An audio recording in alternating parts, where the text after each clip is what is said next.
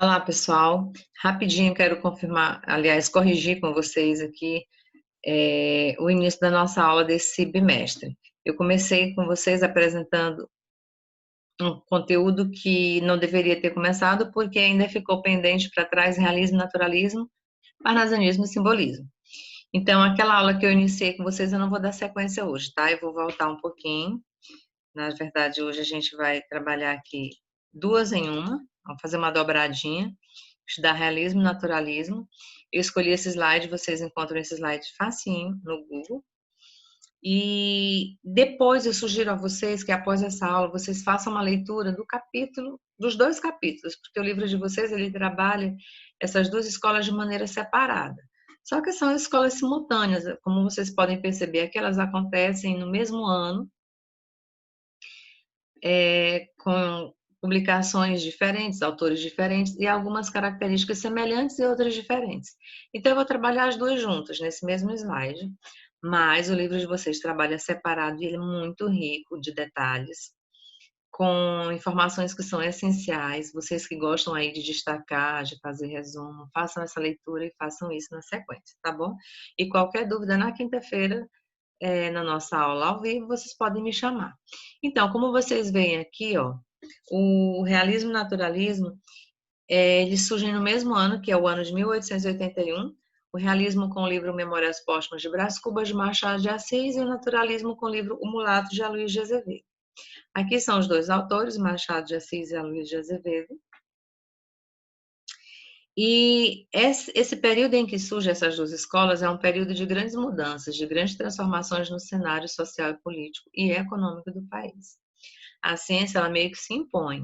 A gente trabalhou em escolas em que a religiosidade, a própria influência da Igreja Católica era muito forte, o homem estava meio dividido socialmente entre teocentrismo e antropocentrismo, e a gente vê aqui a influência do homem muito forte através da ciência. Na segunda metade do século XIX, a ciência impõe-se como única explicação para todos os problemas da humanidade. A visão idealizada do mundo e da sociedade é substituída por uma concepção de vida pautada em atitudes muito materialistas, realismo, e cientificistas, naturalismo. Em relação ainda a essa mudança, o que acontece? Desenvolvem-se novas correntes filosóficas e científicas que disseminam as ideias liberais, ou seja, a influência, gente, do determinismo, do positivismo. A literatura como expressão do homem em seu tempo torna-se então analista. A pena, transformada em bisturi, corta e recorta o comportamento humano em busca de uma explicação metódica. Bom, a mulher, ela não é mais aquele anjo, aquele ser angelical, divino, idealizada, aquela mulher frágil. A mulher, ela é retratada agora de uma maneira mais realista, como a gente pode perceber aqui nessa tela de Gustave Courbet, que são as peneiradoras de trigo, é uma mulher que trabalha, que ajuda, que lida nos afazeres domésticos. No momento de efervescências científicas e filosóficas acompanhadas de convulsões sociais e de profundas mudanças econômicas, era natural que a arte não permanecesse atada à subjetividade romântica. Era necessário um compromisso maior com a realidade objetiva para combater o idealismo da escola antecessora, que era o romantismo. Aqui uma outra cena realista, que é a carruagem da terceira classe. Você vê que as pessoas, propositadamente, elas têm um rosto assim, mais grosseiro, né? Para mostrar que a realidade não é tão doce e idealizada quanto o romantismo pintava. Aqui a gente tem as respigadoras, que é uma outra tela, de François Millet, que representa três camponesas recolhendo os restos de trigos deixada pelo trabalho da seiva nas terras de um rico agricultor. Que é cenas das mulheres em primeiro plano, só que a mulher agora não mais angelical como a mulher do romantismo. Em relação ao contexto histórico, nós temos 5 acontecimentos que marcaram essas duas escolas, que é a Segunda Revolução Industrial, o Segundo Reinado de Dom Pedro II, a transferência da capital do Brasil para o Rio de Janeiro, a abolição da escravatura e a proclamação da República. Todos esses acontecimentos, eles são muito relevantes e aparecem com bastante frequência no enredo desses livros. Em relação aos valores das duas escolas, o que a gente percebe? Um engajamento social e político, e isso é nítido na escolha dos personagens, no protagonismo dele, na na encenação. A gente percebe novas ideologias influenciadas pelas teorias cientificistas, o retrato fiel da sociedade, a críticas às instituições e uma literatura que transforma a realidade, principalmente em relação ao naturalismo, porque o realismo ele observa a realidade, o naturalismo busca transformar. Quais são essas teorias e essas correntes que a gente tanto fala em relação a essas duas escolas que acabam influenciando o cenário? A gente percebe uma influência no realismo, mas é muito mais forte a influência dessas teorias e correntes no naturalismo. Elas são o positivismo, principalmente o determinismo, com a influência, né, do comportamento do homem, determinado pelo meio, pela hereditariedade, pela espécie, o evolucionismo, o socialismo, a negação do cristianismo e a psicanálise de Freud. A gente tem um quadro que mostra aqui as principais oposições em relação a essas duas escolas e a escola anterior, que é o romantismo. O romantismo tinha como características subjetividade, imaginação, sentimento, verdade individual, fantasia, o homem como centro do mundo e a volta ao passado. Todas essas características eram muito nítidas nas obras. Só que no realismo há uma oposição, no realismo e naturalismo. Agora, o que a gente tem é objetividade, realidade circundante, a inteligência no lugar do sentimento, dando, né, vazão, é muito mais relevante a inteligência, a razão do que o próprio sentimento. A verdade agora é universal e não mais individual. Os fatos são observáveis, nada de fantasia. O homem deixa de ser o centro do mundo para tornar-se uma peça do mundo, e a crítica agora não é mais ao passado nem ao futuro, né? Aquela viagem que o romântico faz ao passado, ao futuro para fugir da dureza. Não, a realidade agora é presente, a crítica do presente. Gente, observa a diferença nos traços dessas duas personagens. A gente tem aqui na primeira foto uma personagem na pintura realista e uma personagem na pintura romântica. Olha como os traços são mais delicados, né? Ela é mais bonita, ela representa a burguesia, ela é fina, ela é angelical, ela é suave, ela é doce, enquanto que a mulher realista ela tem traços grosseiros de uma pessoa que é sofrida por trabalhar. Veja, as mãos não são tão delicadas. Bom, as características das duas escolas são muito parecidas. Eu vou ler aqui as características do realismo e depois do naturalismo, vocês vão perceber que é quase a mesma coisa. As características são resgate da objetividade, combate ao romantismo, gosto pelas descrições objetivas fotográficas, razão, observação e análise, universalismo e retrato fiel das personagens. Em relação à descrição desses personagens, há uma análise muito mais psicológica do que descritiva. E essa análise representa as classes mais altas. No que diz respeito à crítica à aparência versus essência. E há um novo tipo de enredo, que é um enredo mais impessoal, ou seja, em terceira pessoa, quase que um texto jornalístico, assim. Não que seja, né? Mas ele não tem tanto subjetivismo, ele é mais objetivo. E o narrador agora é de terceira pessoa e não de primeira pessoa. Vou passar essas duas telas, a primeira tela, porque aqui nós temos alguns livros que são muito importantes. O primeiro título é Madame Bovary de Gustave Flaubert, que iniciou o realismo na França. O Primo Basílio, que é um livro importante em Portugal. E aqui no Brasil, o livro de Machado de Assis, Dom Casmurro. Qual é o principal autor? Machado de Assis. O livro de vocês dedica assim, um espaço especial para tratar das características, fases e obras de Machado de Assis.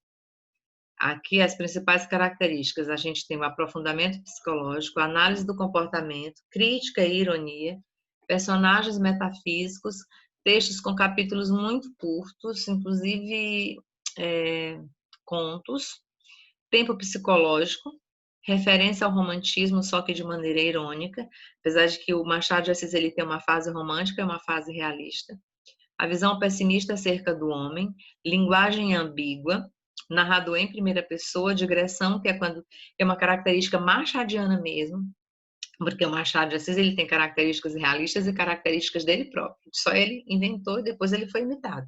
A digressão é uma delas, por exemplo, ele para de narrar a história e começa a conversar com o leitor, falar do próprio livro. E a metalinguagem, que é isso. Em relação às fases, elas são divididas entre obras. A primeira fase dele ainda é romântica, que é a fase preparatória, onde a gente tem os 4 livros: Ressurreição, Amor e a Luva, Helena e Yaya Garcia. E a segunda fase, que é considerada realista, é uma fase da maturidade, em que as principais obras, porque tem mais, são Memórias Póstumas de Brás Cubas, Quincas Borba, Dom Casmurro e Memorial de Ares. Tá? Em relação ao naturalismo, gente, percebam que as características são basicamente as mesmas. Ó. Resgate da objetividade, combate ao romantismo, gosto pelas descrições objetivas, razão, observação e análise, universalismo. E o retrato fiel das personagens. Em relação às influências, a gente percebe o autor com influências diretas das correntes materialistas. Os romances aqui são romances de tese, que são aqueles romances que é uma tentativa a todo momento de comprovar as teorias científicas, as teses. A retratação do coletivo através dos personagens tipos, que são personagens que representam uma camada da sociedade, como médico, professor, funcionário público. E a preferência por classes baixas. Enquanto que o realismo ele retrata a burguesia, as classes mais altas, mesmo que seja para ironizar, o naturalismo tem uma preferência por ambientes bem críticos, com problemas críticos, problemas sociais, miséria, muita animalização através dos personagens. Aqui a gente tem uma tela, como vocês podem perceber, os bêbados. E em relação a um autor naturalista, que é bem importante, que tem grande relevância, inclusive ele tem um livro que marca o início que é do naturalismo no Brasil, é Luiz de Azevedo com o livro Postiço. Ele traz como principais características o romance de tese, o instinto coletivo, as patologias e a temática da homossexualidade, que é presente em praticamente todas as suas obras. Um outro autor relevante também é Raul Pompeia, com o livro Ateneu, e tem como principais características romances memorialistas, que trabalha a temática da vingança, faz sátira à sociedade e também trabalha a temática da homossexualidade. Agora eu vou apresentar para vocês dois quadros, onde vocês podem comparar realismo e naturalismo. Para não ficar muito assim, realismo e naturalismo, eu vou ler as principais informações que representam o realismo e, em sequência, o naturalismo, tá?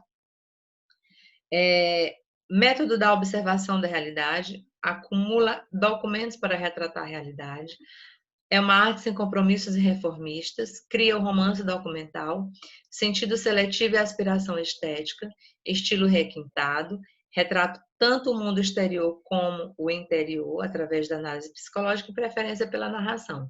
Enquanto que tudo isso é um pouco diferente no naturalismo. Por exemplo, a gente tem método de experimentação científica, o autor percebe o mundo como um laboratório biosocial, tem preocupações de reformas sociais, não apenas de retratar essas reformas, desenvolve um romance experimental de tese, apresenta ou trabalha os aspectos deploráveis e vulgares da realidade.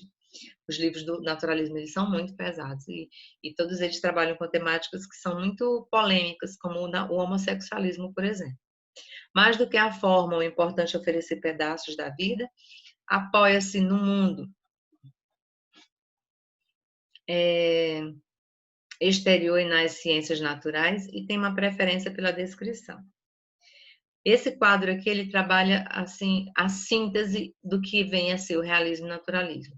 O realismo inicia na França com Madame Bovary de Gustave Flaubert, é um romance documental, fotografa a realidade, é uma arte desinteressada, com aspirações estéticas e busca do belo, trabalha com a análise psicológica, a realidade exterior e a realidade interior, aborda a psicologia individual ou do indivíduo, retrata e critica a classe dominante, que é a alta burguesia, e trabalha de forma indireta as interpretações, porque o leitor é que tira suas conclusões. Veja como o naturalismo é um pouco diferenciado. O naturalismo também inicia na França, só que com o livro Thérèse Raquin, de Émile Zola. É um romance experimental. Ao invés de fotografar a realidade, o naturalismo imagina experiências e chega a conclusões. É uma arte de denúncia social, então ela não é uma arte desinteressada, é uma arte de denúncia social. Busca o degradante, apresenta os aspectos exteriores, os gestos, os atos, os ambientes, e ao invés de trabalhar com base na psicologia, ele se apoia na biologia para trabalhar as patologias do homem, se espelha as classes inferiores, que é o proletariado, e expõe as conclusões. Ele não deixa o leitor tirar suas conclusões. Ele expõe as conclusões e o leitor apenas aceita e discute essas conclusões. Tá bom, gente? Então, resumidamente, é isso. Faça uma leitura do capítulo e se surgir qualquer dúvida é só me chamar. Um abraço e até a próxima.